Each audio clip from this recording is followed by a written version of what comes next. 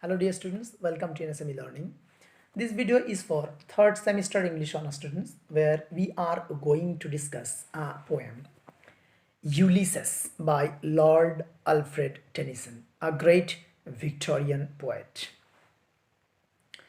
So before we start the poem, let us know about the kind of poem or the form of the poem in which it is written.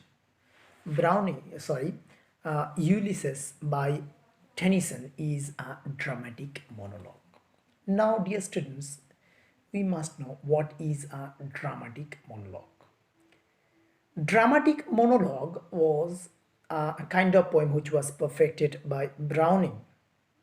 Browning, another optimistic Victorian writer.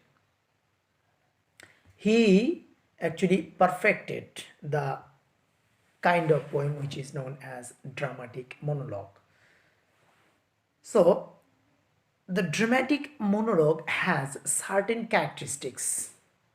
First, it must have an abrupt beginning. The poem will be started suddenly without giving any kind of intimation or any introduction.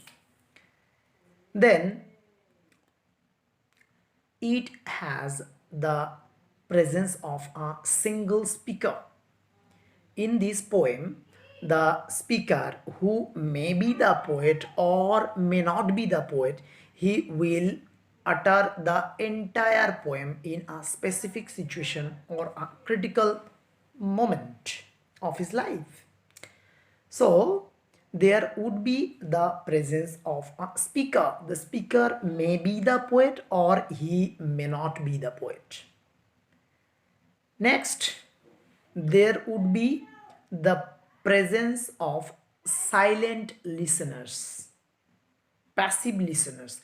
Listeners will be there while the speaker would deliver his discourse or his speech. Of course, the listeners will be there. They will not utter anything, but the audience or the readers would come to know about the presence of the passive listener from the discourse of the speaker. That is, the speaker in course of his discourse, in course of his delivering the speech, he will give indications or he will say something that will suggest that there is the presence of some listeners, someone is listening to his speech. Then the use of colloquial language. This is another important characteristic of a dramatic monologue. The colloquial language is used. These are the characteristics of a dramatic monologue. Few things come out from these characteristics, that is a specific situation or a critical moment. There should be a specific situation or a critical moment in the life of the speaker. While he is delivering the speech, he will speak of a crisis, right? So the ideal example of a dramatic monologue is Browning's The Last Ride Together. What is the crisis? For example, there we see that a Browning speaker is rejected by his lady love, and this should have a very ill effect on him. But while he is rejected, he then proposes something else in a unique way. He then speaks to his lady love that, okay, no matter if you are not willing to continue the relationship, actually we had been in a relationship for so long and I want to keep the memory of the same. That is why I am asking for permission for our last ride together. Please grant my request and allow me to ride with you for the last time. The lady love was then silent and she was thinking something deeply, and Browning indicates that her brows indicate that she was thinking very deeply before giving the answer.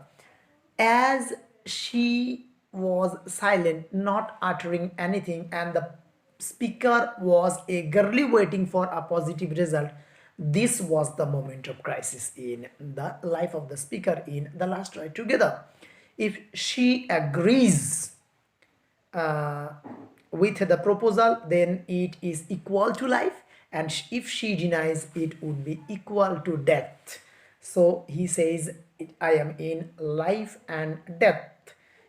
So this was the crisis. Now in this poem Ulysses by Tennyson, what is the moment of crisis?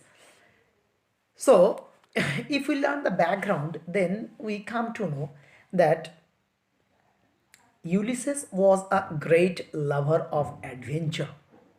He uh, fought the great Trojan War, and he used to sail across the sea in order to invent new things, in order to see new regions, in order to get acquainted with new society, new men, new council, new government, new environment, new climates. So his passion in life was to roam across the world and to invent new things, new places, new languages. This was the passion of Ulysses. As he composed the poem and as he tells us about the crisis, moment of crisis of his life, that is, he is now staying at home after his journey. One journey is over. He is now in his home. Which is his home?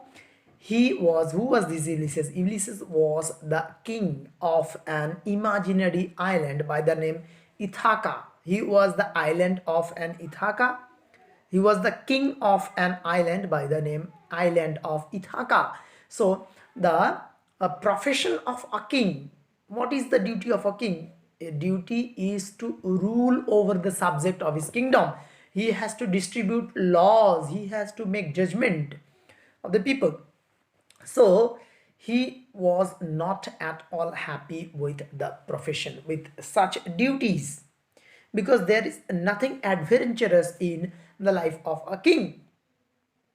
So he actually neglects his duty and he leaves the kingdom and he prefers to sail across the sea in the adventure with other mariners with whom he want to spend the time, sometimes in sunshine and sometimes in shower, that is good time and bad time he want to spend.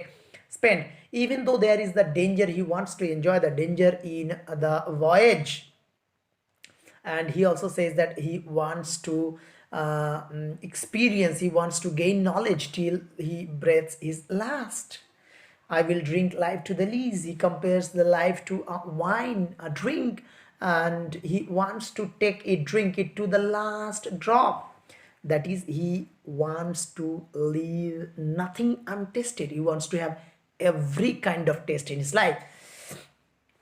So now, as the poem, as the speaker is delivering his speech, we see that Ulysses is where he is. He is on the island of Ithaca and he is matching with his aged wife. Why he says aged wife? Because the duty of a wife is to sit by the hearth and food the cook and warm herself during the season of winter. So this is the work, this is the duty of the idle man, of the aged man. Though he is physically aged, he is mentally young. Ulysses is mentally young, so he cannot match with his wife, whom he calls an aged wife. So now, as he is on his island and he is now performing his filial duties, the duties of families, duties to his parents, to his son, to his wife, to his subjects, this gives him no pleasure. He is rather having a very, very bitter experience as a king. So he immediately wants to start another journey, another voyage. and if he managed to escape from the home and start his another journey, then he will be relieved from this uh, mm, imprisoned situation.